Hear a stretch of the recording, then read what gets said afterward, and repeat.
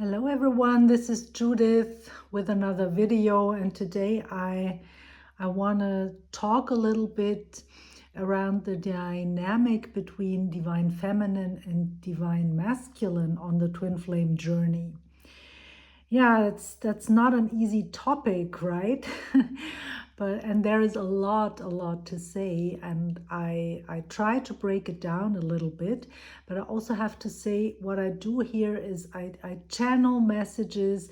I'm really talking to your higher, wiser side, right? I'm talking to your soul, and not to your ego. So basically, where the messages we get out there, for example, from card readers, also the card readers that I follow or that I like to listen to for various reasons, right? Very often they address the ego. And that's not what I'm doing. So it's a little bit different. And yeah, I hope this resonates. And yeah, let's just look. I asked Spirit for clarification as always, and I was given those two cards. This seems to me, this seems to be like the starting point, right? That's where you start when you're on the twin flame journey. Well, not where you start, but before your deeper healing, and even during your deeper healing, you are here, and this represents divine feminine and divine masculine, and of course divine feminine within yourself and divine masculine within yourself. Divine feminine side is the left side of the body, divine masculine side is the right side of the body, right? So let's have a look at this divine feminine energy here that is both, you know, with the dark colors are like trapped in trauma. And this has to do a lot with ego when we look at the shadow attributes. And it says withdraws from society out of fear or negative judgments of others, refusing to help those in need. Refusing to help those in need, I don't think that it shows up very often as refusing to help those in need, but it shows up in a kind of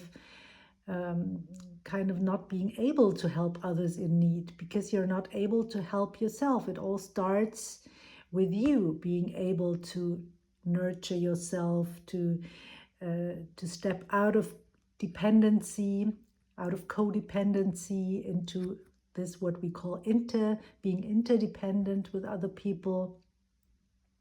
So there's a lot of trauma, right? You're trapped in this hermit mode.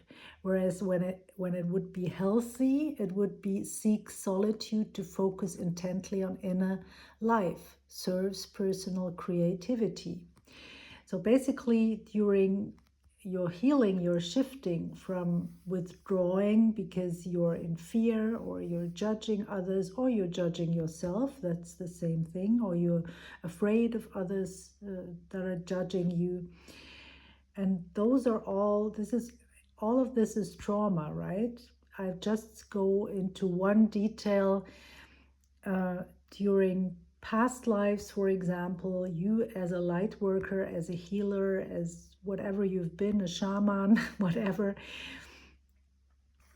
you were judged harshly by society. Imagine that you're trying to help others and something went wrong, and then they put everything on you and blamed you for it, and maybe even you ended up in prison or worse, right? So those are the things, the traumas from past lives, but of course also a lot of trauma from this lifetime. This character is in this small house, so this is also talking about restrictions when it comes to the family, to the structures in society, right? You can be, as a child, you can feel very trapped within your family of origin, right?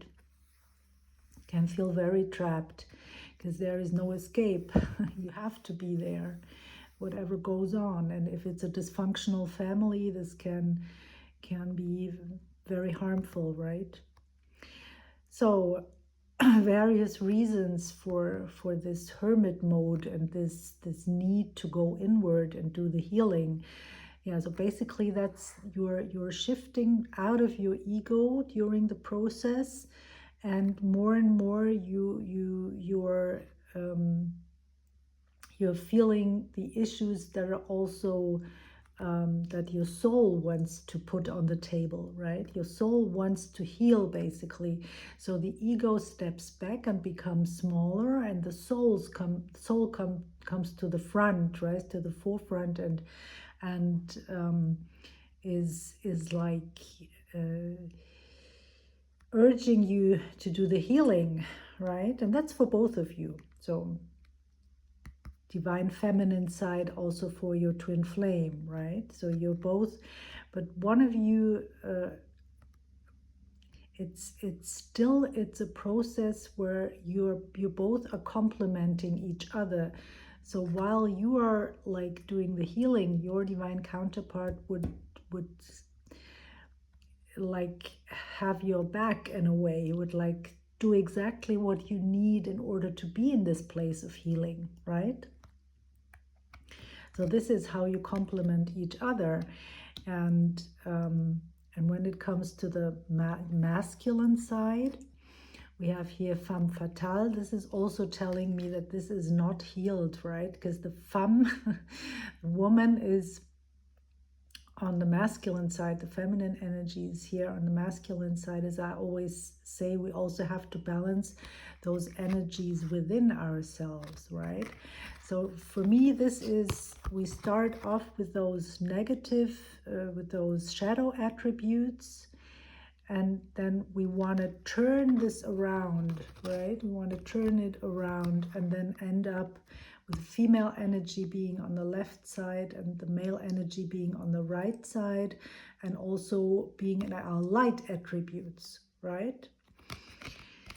So when it comes to the masculine energy, then we have the shadow attribute, inappropriate use of sensuality, attachment to money and power. And here this shows up that our divine counterparts are very often focused outward on money, career. They identify very much with this, and they're also like some of them, right? Of course, everyone is a little bit different, but I think I've come across those things a lot. Also, when it comes to sensuality, when it comes to their love life, right? We see this a lot, that their self-worth is very often based on how the other gender is reacting to them, or the doesn't have to be the other gender, but the feminine energy, whether it is within a man or a woman, how those people are attracted to them, right? It's like trophies. Yeah. So it's inappropriate, right? Inappropriate use of sensuality to nurture the ego, basically, right? This is all about the ego. The energy is like this. They're in the shadow attribute. Whereas in the light attribute, it highlights the erotic energy of the feminine, opens your heart when your dependency is rejected. Yeah, and this is very much talking about the heart opening, right? When we see the divine masculine very much in the mind, comes to being focused on money and career, and not considering being with the divine feminine, because it doesn't seem to be in alignment with their ego plans, how they planned out their life, the commitments that they maybe already have made, and the way that they perceive their life, the way that their plans, they've made their plans for their future. So this is maybe not what they have considered or what they want to consider, because this is bringing a lot of turmoil. So they basically reject it, right? And then for us, it shows up as them being overly focused on the material world and on money. I've heard that a lot, and also experienced this experienced it to some degree in my own twin flame connection. So yeah, and then when it turns around, this is when they start to open their heart, right? This brings change for them as well, and they need time basically also to explore that and to allow that, right? And this also means alone time. It's still a time when we are like both on separate journeys in a way, whether we are connected or not, right? We need to explore our own issues. And yeah, basically then we want this to turn around and really the divine feminine be in her divine feminine energy and the divine masculine being in his divine masculine energy. And that's where when we are healed, right, you know, we want to have opened up to all of those deep epiphanies, really. Success. I know that there is no greater goal than to love. And to love means also to love ourselves. That's essential, right? Imagination is a big one. I embrace and nourish the creative aspect of my mind. This is what I mean when I say focus on what brings you joy. And to an extent, to great extent, our imagination is important. Why? Because when we focus on what is, you know, when you're not with your twin flame and you focus on what is, you always keep creating what is, separation, right? So you have to, it would be best for you or very beneficial to imagine, not to imagine, but to open up to those other dimensions where you are already one with your twin flame, and to feel that, to bring that feeling through your imagination and creativity in your 3D experience, right? Because your other half is always there with you, and I'm sure you feel that. That's a reality as well, right? So focus on this reality. That's what I see in this card, imagination. This helps you to project your future, right? What you want to experience. 3D union, right? Yuma, I choose to focus on the lighter side of love. Yeah, this goes together with this card, right? This is like being disciplined also to and committed to focusing on the lighter side of life.